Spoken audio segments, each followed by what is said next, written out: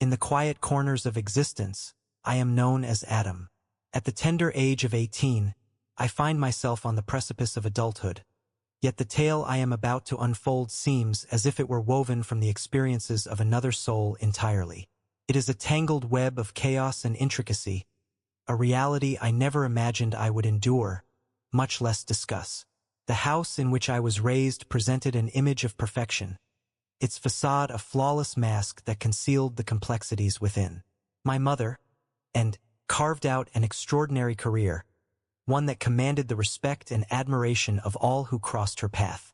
She embodied the essence of inspiration in the eyes of many, yet within the confines of her private world, the reality unfolded in stark contrast. She was perpetually occupied, perpetually absent, and when she did grace our home with her presence, there was an unmistakable distance between us. It transcended mere work obligations. It felt as though she struggled to forge a connection with me, or perhaps she simply chose not to. Make no mistake, my love for her was unwavering, and it remains so, yet love does not always equate to understanding. In the solitude of my room during those long nights of my youth, I often pondered whether she even recognized the profound loneliness that enveloped me. Then came Greg, my stepfather, who entered our lives when I was about 13. Initially, I was uncertain about him. He was nothing like my mother, who was sharp and no-nonsense. Greg was easygoing and warm, his laughter filling the air as he cracked jokes and spoke to me as if I truly mattered. For a time, I believed he was the very glue that bound our fractured family together. How I longed to declare that life remained uncomplicated, that I was merely a teenager navigating the usual trials of youth, yet fate had other plans for me. As I reflect on the past, I find myself at a loss to pinpoint the moment when everything began to shift. Perhaps it was during those long nights when Mother toiled away, leaving Greg and me to share the flickering glow of the television. Or perhaps it was in the fleeting moments when his gaze would linger on me, hinting that I had begun to transcend the innocence of childhood. All I know is that a subtle change unfolded, almost imperceptibly, yet it was undeniable. This tale is not one to be divulged without careful consideration. It is not a tale to be shared lightly over a steaming cup or a memory to chuckle about in the years to come. It bears a weight, a darkness, yet it remains my undeniable reality. Through the trials I have faced, one lesson has crystallized. Evading the truth does not render it non-existent. In the quiet corners of my mind, I ponder whether revealing this tale will lead me to the solace I seek or merely strip away the layers of my vulnerability.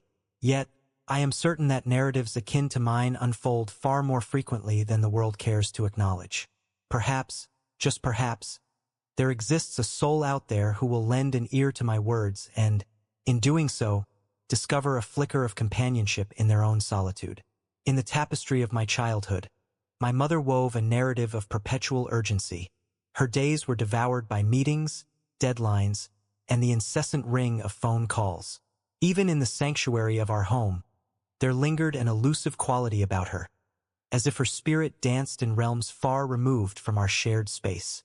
When she wasn't ensconced behind her laptop, she roamed the house, phone in hand, her footsteps quickening as she dispensed rapid-fire instructions into the ether.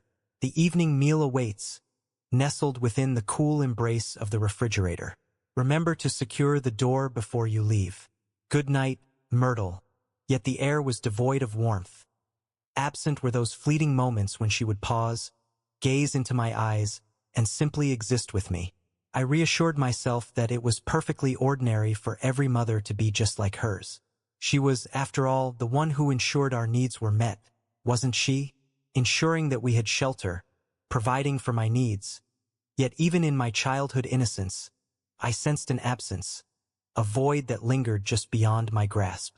Uncertainty wrapped around my thoughts like a heavy fog, leaving me at a loss for words and unsure of whom to confide in. It was at that moment that Greg stepped into the scene. When Mother wed him, it felt as though a brilliant light flickered to life within the confines of our home.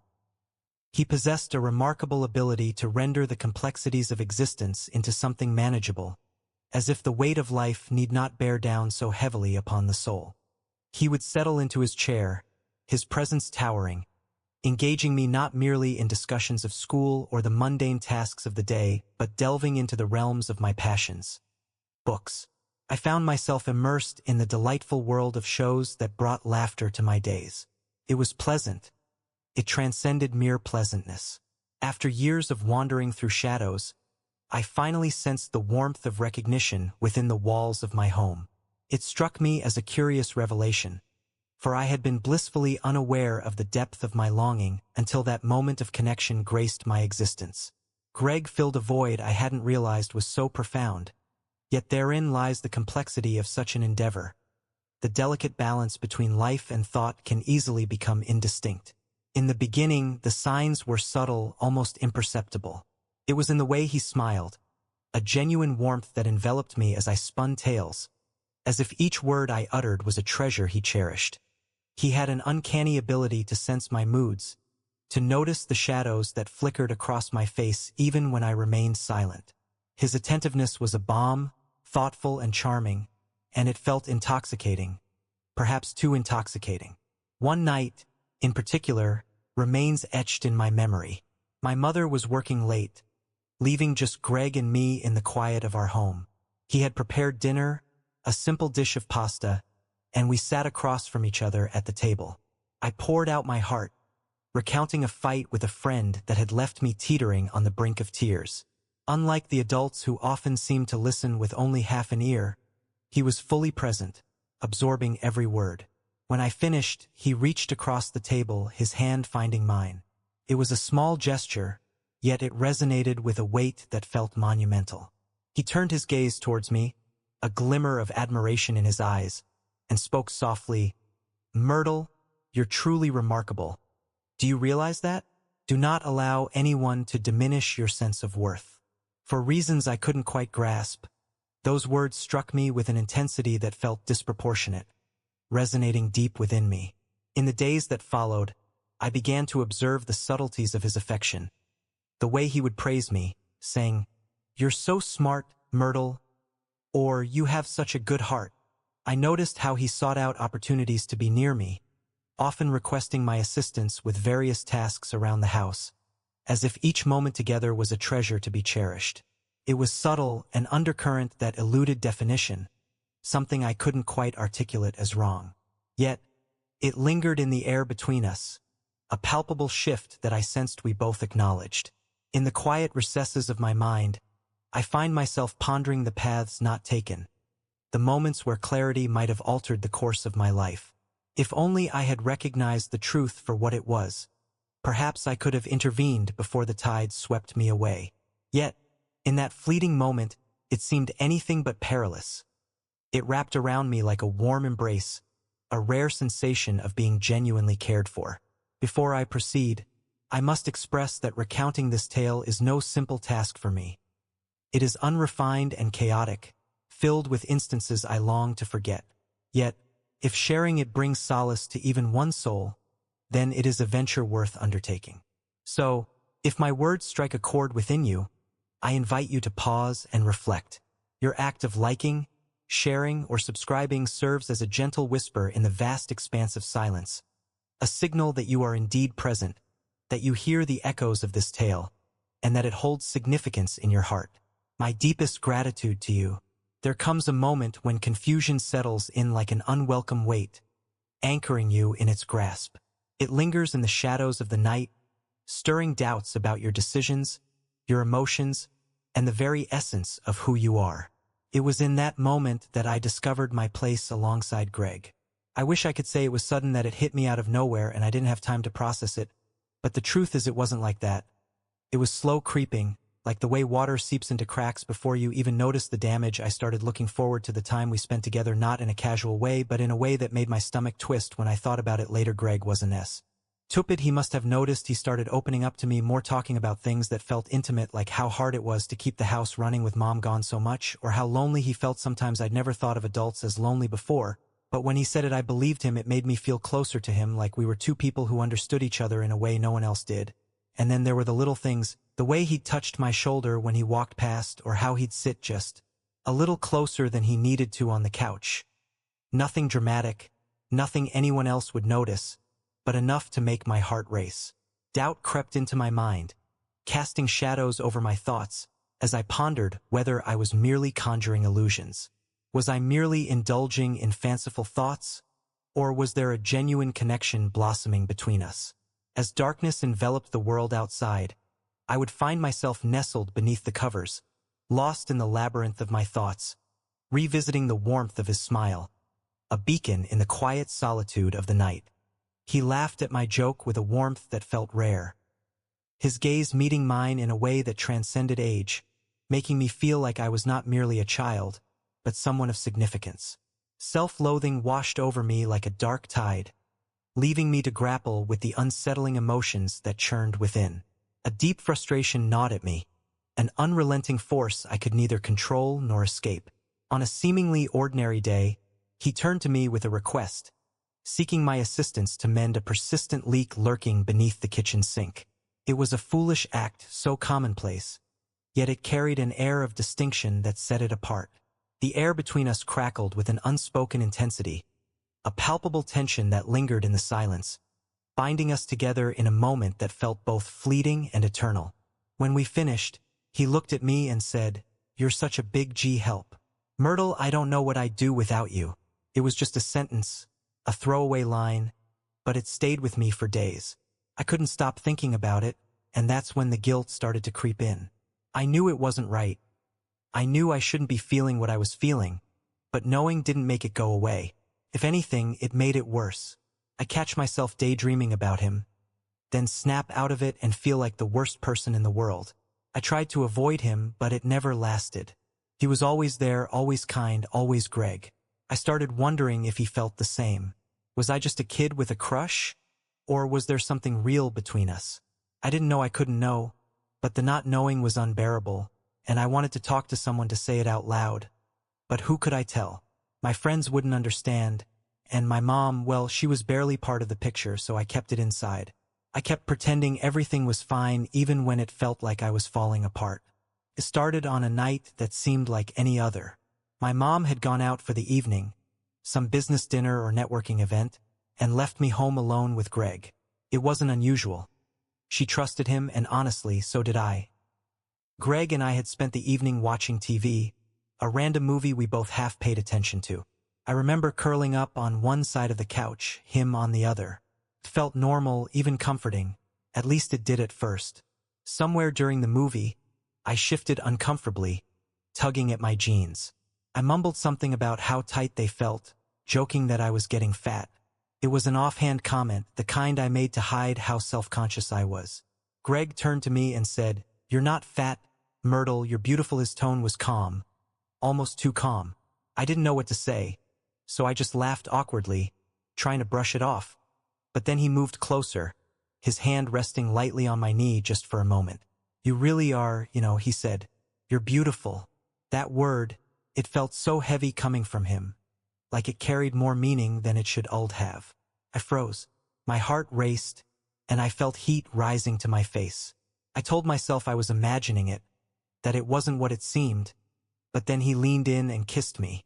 It wasn't a peck, not a quick brush of the lips like you'd give someone as a mistake. It was deliberate, slow, full of intent, and I didn't move, I didn't pull away. I just sat there shocked, unsure of what was even happening. My mind was spinning, screaming that this was wrong, but my body didn't listen. The next day, I couldn't stop thinking about it. I kept replaying the moment in my head, trying to understand why had he done it. Was it my fault? Was I reading too much into it? I felt sick with guilt, but couldn't shake the curiosity. So a couple of days later, I went to him. I needed answers, needed to know why he was in the kitchen casually making himself coffee like nothing had happened.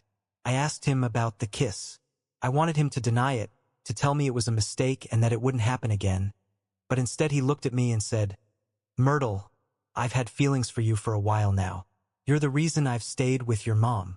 I couldn't believe what I was hearing. I wanted to scream, to run, to do anything but stand there and listen to him justify what he'd done. But I didn't move. I just stood there frozen again, and then he kissed me again. Time I pushed back. I told him it wasn't right, that it couldn't happen, but he didn't stop.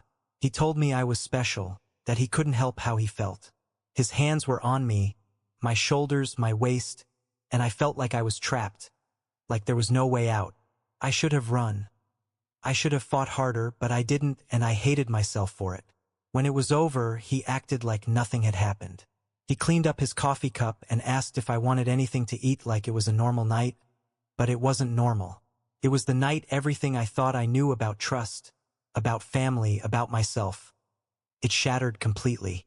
The relationship went on for about 9 months, even though things were rocky for a good part of it. At one point, I got kicked out of the house after a fight with my mom. I don't even remember what it was about, but I packed my things and left for a while. I thought that was the end. I thought that being out of the house would mean being out of his reach, that maybe I could finally breathe again. I'd come back to visit on weekends, though not for him, I told myself. That every time but to see my mom, and even then I'd feel his presence like he was waiting for an opportunity. He'd catch me staring at him during dinner, or he'd find some excuse to talk to me alone. It made my skin crawl. I hated him, but I hated myself more for not doing something, for not telling anyone. By Christmas, I had moved back in. My mom and I had made up, and she welcomed me home like nothing had ever happened. I thought maybe, just maybe, I could move on. I was doing better. I was starting to feel more stable. I was even getting ready to come off my antidepressants and mood stabilizers for the first time in a long time. I felt like I could see a future where I wasn't drowning in guilt and confusion, but Greg didn't let go. He didn't understand, or maybe he didn't care that I was done. I told him it was over, told him that if he ever touched me again, I'd tell my mom. I thought I'd been clear. I wasn't. He started creeping into my room at night, just sitting there watching me sleep. Sometimes he'd wake me up whispering things I didn't want to hear. It was like he was trying to remind me that he still had control, that no matter how much I wanted to move on, he wouldn't let me. What made it worse was how bold he got. He'd make comments in front of my mom. Things that sounded innocent on the surface but carried so much weight beneath, and she never noticed. She thought he was talking to her, not me. I don't know if I wanted her to figure it out or if I was terrified she would. Maybe it was both. The relationship finally ended when I started dating someone else. I'd been with this guy for almost 9 months, a real relationship this time, one that didn't make me feel sick inside. Being with him made me realize just how wrong everything with Greg had been. I felt like I could breathe again, like I could finally start putting the pieces of myself back together. But Greg didn't stop. He still found ways to insert himself into my life to remind me of the mess we'd made. And then one day it all came crashing down. My mom found out. I don't even know how. If she overheard something, if she finally saw what I couldn't hide. All I know is that one night she confronted me, and the truth spilled out before I could stop it. Everything. The months of secrecy, the lies, the guilt I'd been carrying like a weight on my chest. She didn't say much. She just cried, and then she called the police. Greg ended up incarcerated.